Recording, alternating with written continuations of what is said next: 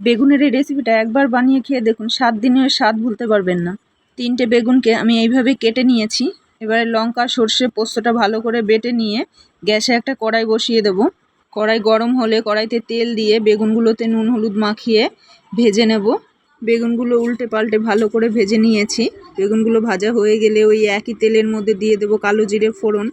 এবারে মশলাটা ঢেলে দিয়ে মশলার বাটিটা ধুয়ে সামান্য জল দিয়ে দিলাম। কিছুক্ষণ নাড়াচাড়া করে এখানে দিয়ে দিলাম নুন, হলুদ গুঁড়ো আর দিয়ে দিলাম কাশ্মীরি লঙ্কার গুঁড়ো। এবারে ভালোভাবে কষাতে থাকবো।